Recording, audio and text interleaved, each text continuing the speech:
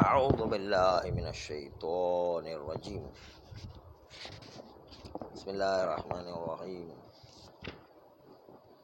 وبہ نستعین وہو خیر معین۔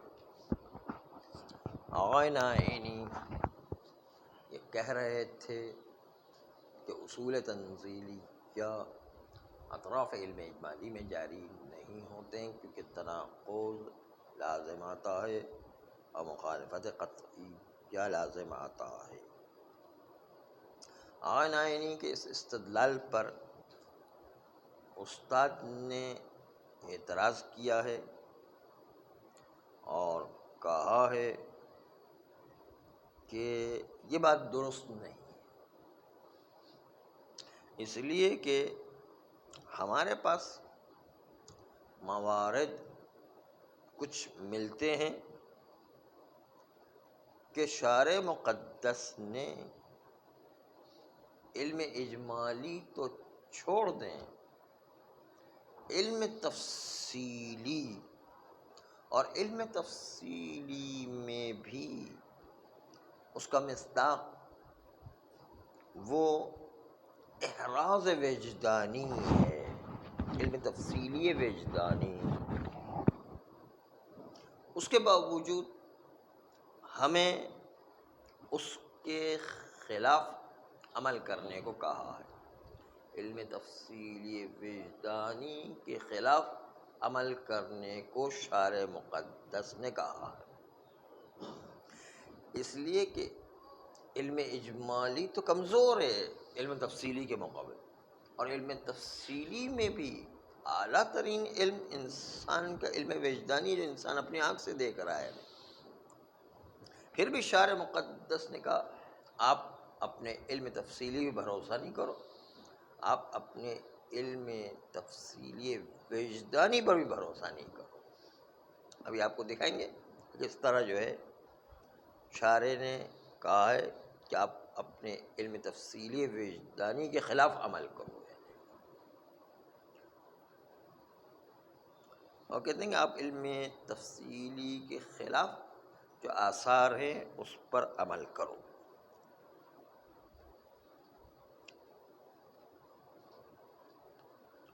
مثل مرتد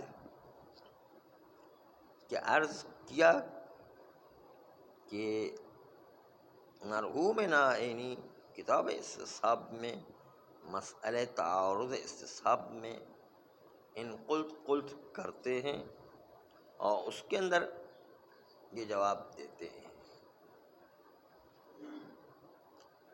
پہلے تو آپ ان قلت کو ملاحظہ کریں گے کہ جو آقا نائینی نے کہا ہے اس میں دیکھیے آپ کہ علم تفصیلی ہے، پھر بھی شارع اس کی تعبداً مخالفت کی اجازت دے رہا ہے۔ آپ دیکھیے گا تین مثالیں، وہ تین مثالیں دیں گے۔ ان قلت میں فرماتے ہیں کہ تعبد، آئینی فرماتے ہیں تعبد یعنی استصحاب پر عمل کرنا، مثلا استصحاب پر عمل کرنا تعبداً، اس قدر کبھی اس کا دائرہ وسیع ہو جاتا ہے استصحاب کا۔ استصحاب تو مثال کے طور پر عرض کریں، تعبداً جو بھی اصول شرعیہ ہیں اتنا وسیع ہو جاتا ہے کہ بین دو امر ملازمہ شرعیہ رکھنے کے باوجود اس میں شارع مقدس تفکیک تعبدی انجام دیتا ہے، اگرچہ کہ شرعی طور پر ان دونوں میں ملازمہ موجود ہے۔ استصحاب اتنا بڑھا دیتا ہے کہ آپ وجدان ایک چیز دیکھ بھی رہے ہیں تو شارع کہتے نہیں آپ اس ملازمہ کو چھوڑیں، آپ کو جو کہا جا رہا ہے وہ کریں۔ آئیے کہ دو چیزوں میں ملازمہ دیکھیں کہ ملازمہ شرعی ہے، لیکن شارع استصحاب پر عمل کرنے کو اصول عملیہ پر عمل کرنے کو لے کر آتا ہے، اور اس کے بعد وہ ملازمہ شرعیہ ٹوٹ کر کے رہ جاتا ہے، اس لیے کہ تعبد با اصل، تعبد با استصحاب دو ملازمین شرعیین کے درمیان جدائی ڈال دیتا ہے۔ کبھی دو ملازمین شرعیین کے درمیان، کبھی دو ملازمین عادیین کے درمیان، کبھی دو ملازمین عقلیین کے درمیان استصحاب اور اصل پر عمل کرنا جدائی ڈال دیا کرتا ہے۔ وہ تلازم جو قابل مناقشہ نہیں ہے، یعنی تلازم یقینی ہے اور اس میں کوئی اشکال نہیں، اس کے باوجود تعبد اصل آ کر کے ان دونوں کے درمیان جدائی ڈال دیتا ہے۔ مثال اب سنیے، مثلا جہاں پر شارع مقدس نے تعبداً آ کر کے دو ملازمہ شرعیہ کے درمیان تفکیک و جدائی ایجاد کر دی ہے، دو مطلب کہ جس میں بحسب واقع تلازم شرعی پایا جاتا ہے، تعبد استصحاب آ کر کے ان میں جدائی ڈالتا ہے۔ مثلا مائع کے جو مردد ہے بول و ماء کے درمیان، یہ پانی ایک برتن میں جو پانی ہے، آیا یہ پیشاب ہے یا خالص مطلق پانی ہے؟ کیونکہ کبھی کبھی آپ نے دیکھا ہوگا بچوں کا پیشاب اتنا سفید رنگ کا ہوتا ہے کہ پتہ نہیں چلتا ہے کہ پیشاب ہے یا پانی ہے۔ یہ بالکل معصوم بچے ہوتے ہیں، ان کا پیشاب بہت ہلکا ہوا کرتا ہے۔ اب جب احتمال دیتے ہیں کہ یہ مائع بول ہے یا ماء، اگر کوئی کسی مردد مائع میں کہ جو بول و مائع کے درمیان مردد ہے وضو کرے، بعد از وضو فکر کرتا ہے کہ آیا یہ وضو صحیح ہے یا باطل، تو یہاں پر دو استصحاب جریان رکھتے ہیں، ایک اس میں کہ آیا وضو صحیح ہے یا صحیح نہیں ہے۔ استصحاب بقاء حدث جاری ہوگا اور وضو نہیں مانا جائے گا، کیونکہ پہلے بھی وضو نہیں تھا، اب شک کرتے ہیں کہ اس پانی سے وضو ہوا ہے یا نہیں۔ استصحاب عدم وجود وضو، پہلے بھی وضو نہیں تھا اب بھی وضو نہیں، استصحاب جو ہے ایک استصحاب تو یہ جاری ہو گیا، اس لیے کہ آپ کو پتہ نہیں کہ اس پانی سے وضو ہوا یا نہیں ہوا، اس لیے استصحاب بقاء وضو۔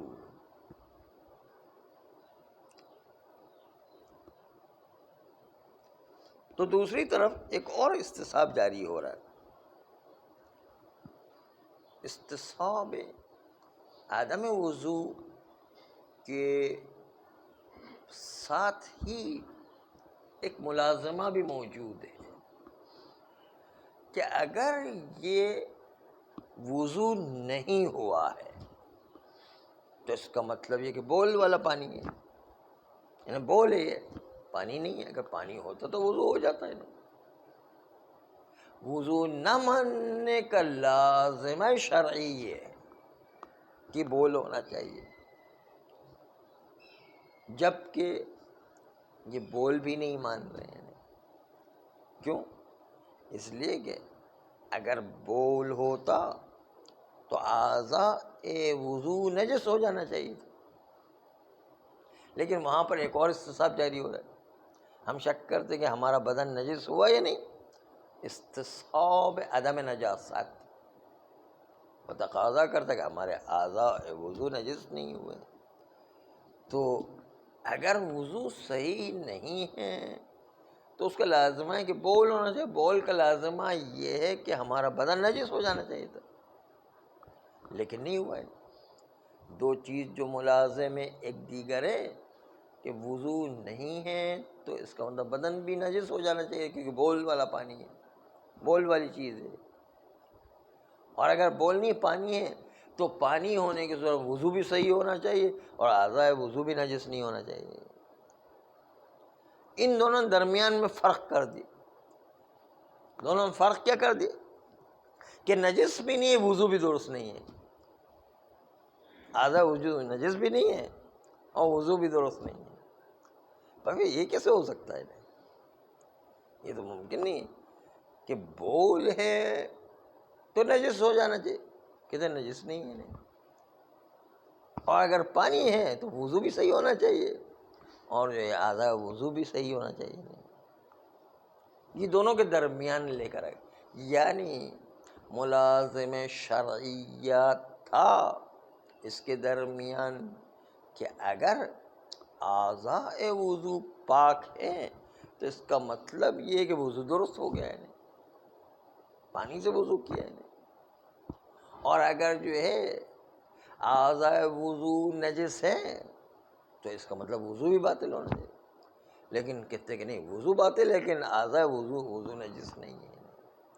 دونوں کے درمیان جدائی کر دی. جو ملازم شرعیہ ہے اس ملازم شرعیہ نے استصحاب نے آ کر دونوں کے درمیان تفریق قائم کر دی ہے.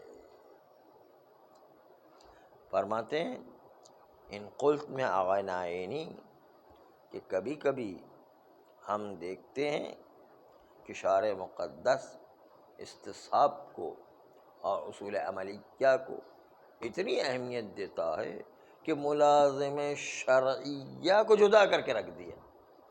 وضو صحیح نہیں ہے لیکن اعضاء بھی نجس نہیں ہوئے ہیں. جبکہ اگر وضو صحیح نہیں تو اعضاء بھی نجس ہوئے، کیونکہ پھر پیشاب ماننا پڑے گا. پیشاب جو ہے وضو بھی صحیح نہیں ہے اور ساتھ ساتھ جو ہے وہ اعضاء وضو بھی نجس ہونا چاہیے. لیکن دونوں کے درمیان فیصلہ دے دیا، دونوں کے درمیان جدائی ڈال دی. جی ہاں، یہ ملازم شرعیہ کی بات تھی. ان ملازم شرعیہ کو جو خود شارع مقدس نے ملازمہ قائم کیا ہے، کہتا ہے کہ آپ استصحاب کو اتنی اہمیت دیں کہ اس ملازم شرعیہ کو جو ہم نے خود نے مانا تھا اس کو جو ہے ختم کر دیں، ملازمے کو نہیں مانے. یہ ایک مثال جو ہے ملازم شرعیہ کی. اب آئیے جی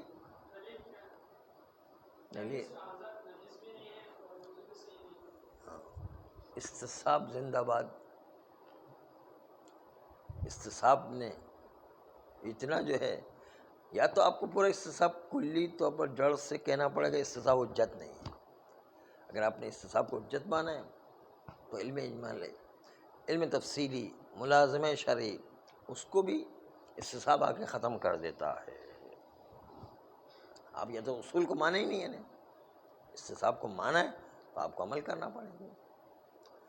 یہ اس کی مصلحت جو ہم نے پہلے بیان کر دی ہے کہ مصلحت نظام کی خاطر، مصلحت اسر و حرج کی خاطر مصلحت تسہیل کی خاطر ان تمام مصلحتوں کی وجہ سے کبھی کبھی شریعت کو ایسے احکام لانا پڑتے ہیں جو علم اور یقین کے خلاف بھی ہو، اس کو عمل نہیں کریں گے. اگر اس طرح عمل کرنے لگے تو آپ زندگی میں پوری زندگی مشکلات کا شکار ہو جائیں گے. آپ نہیں، پورا معاشرہ مشکلات کا شکار ہو جائے گا اور مصیبت میں پڑ جائیں گے. اس لیے ان اصول پر عمل کرنا پڑتا ہے تاکہ جو ہے وہ زندگی مشکل نہ ہو جائے، ورنہ بہت مشکل میں پڑ جائیں گے اگر جو ہے اس طرح عمل نہ کریں. آپ نے روایات میں دیکھا کہ ایک آدمی آ کر ادعا کرتا ہے کہ ایک درہم میرا ہے، دوسرا کہتا ہے کہ یہ درہم میرا ہے، تو قاضی کیا فیصلہ کرتا ہے؟ آخر میں جا کے فیصلہ کرتا ہے کہ دونوں کا آدھا آدھا چلے. حالانکہ یقین ہے کہ یا تو درہم اس کا ہے یا تو درہم اس کا ہے، نہیں، پھر بھی آدھا آدھا کا حکم دے دیتا ہو. یہ آدھا آدھا حکم یقین کے خلاف ہے یا نہیں؟ یقین ہے کہ یا تو اس کا ہے یا اس کا ہے، یا آدھا آدھا کیوں فیصلہ کیا؟ کہتے ہیں یہ مسئلے کو حل کرنے کے لیے شریعت نے اصول رکھا ہوا ہے، کبھی کبھی یہ کرنا پڑتا ہے. ہاں، یہ اصول پر اتنی اہمیت دینا پڑتی ہے تاکہ نظام، اسلامی نظام برقرار رہے، ورنہ درہم برہم ہو کر کے رہ جائے گا انسان. اس کو کہتے ہیں مصلحت تسہیل. خلاصہ اس کا یہی ہے کہ شریعت میں آسانی فراہم کرنے کے لیے بہت ساری چیزیں جو ہمارے یقین کے خلاف جا رہی، پھر بھی اس کے خلاف فیصلہ آ جاتا ہے.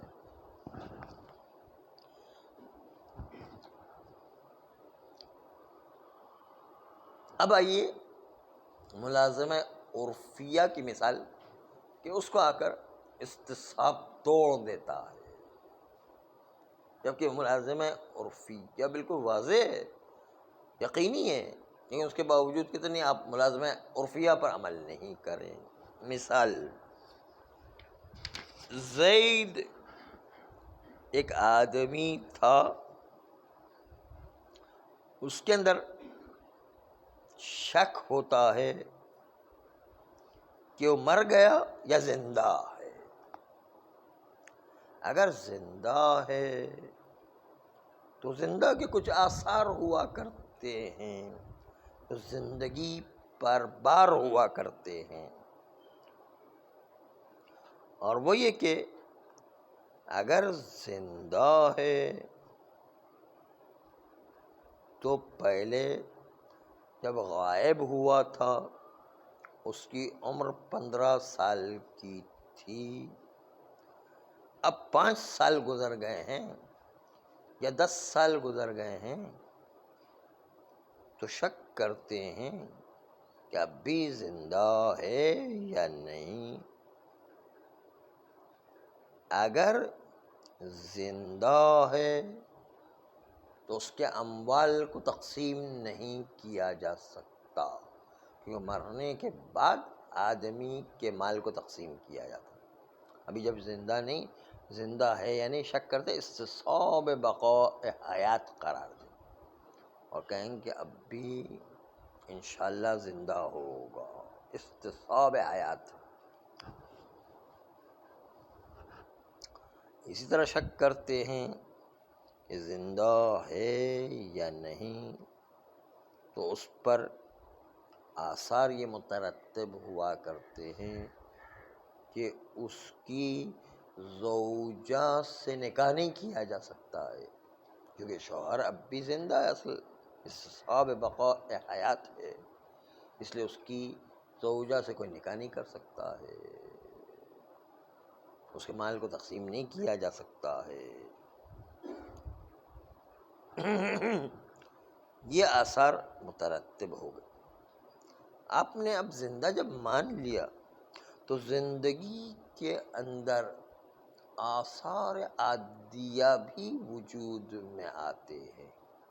اگر وہ 15 سال کا تھا، اب 25 سال کا ہو گیا 10 سال کے بعد، تو اس کی عادت انسان میں یہ ہے کہ داڑھی نکل آئی ہوگی. پہلے داڑھی نکلنے والی تھی، ابھی نکل آئی ہوگی، یعنی 10 سال میں اس کی داڑھی نکل آئی ہوگی. انبات الاحیاء جس کی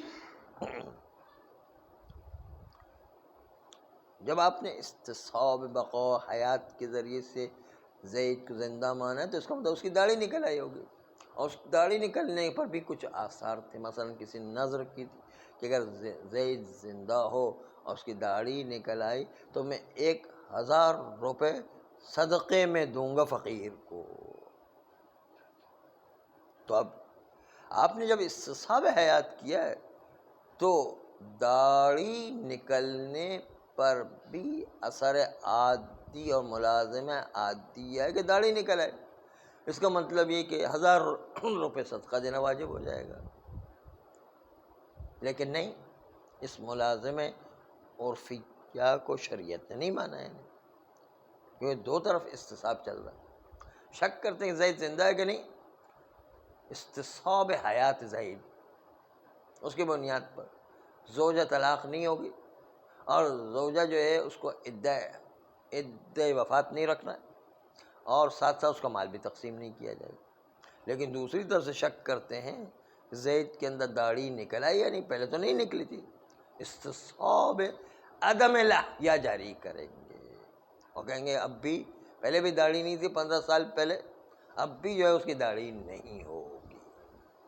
جبکہ ملازم عادیہ یہ ہے کہ 15 سال کا بچہ جب 25 سال کا ہو جاتا تو اس کی عام طور پر داڑھی نکل آتی، لیکن ہم جو ہے استصحاب عدم الاحیا جاری کریں گے اور کہیں گے کہ نہیں، اب بھی شک کرتے کہ داڑھی نکلی ہے نہیں، استصحاب عدم الاحیا جاری کریں گے اور کہیں گے داڑھی نہیں، زندہ ہے 25 سال کا لیکن داڑھی نہیں ہے۔ یہ ملازمہ عادیہ کے خلاف کیوں عمل کیا؟ کیونکہ استصحاب پر عمل کرنا ایسا نتیجہ ہمیں دیتا ہے، تو استصحاب پر شریعت نے اتنی اہمیت دی نظام کو برقرار رکھنے کے لیے کہ جو بالکل ملازمہ عادیہ ہوتا ہے، ملازمہ شرعیہ ہوتا ہے، اس کے باوجود بھی شارع اس ملازمہ عقلیہ، ملازمہ عادیہ، ملازمہ شرعیہ کو کہتے ہیں، اس کو چھوڑیں، آپ استصحاب پر عمل کریں، اور اس کا نتیجہ ہے کہ ملازمے میں تفکیک و جدائی ہو جایا کرتا، ملازمہ عادیہ اس میں بھی جدائی ہو گئے کہ زندہ ہے لیکن داڑھی نہیں نکلی ہے، یہ ملازمے میں جدائی ہے۔ ملازمہ شرعیہ میں کیا اعضاء وضو اور پاک ہیں لیکن وضو نہیں ہوا ہے، بول والی مثال میں اگر وضو نہیں ہوا ہے تو اعضاء وضو نجس ہونا چاہیے، جبکہ اس کو پاک مانا ہے شریعت میں، دونوں میں جدائی ہو گئی نہیں۔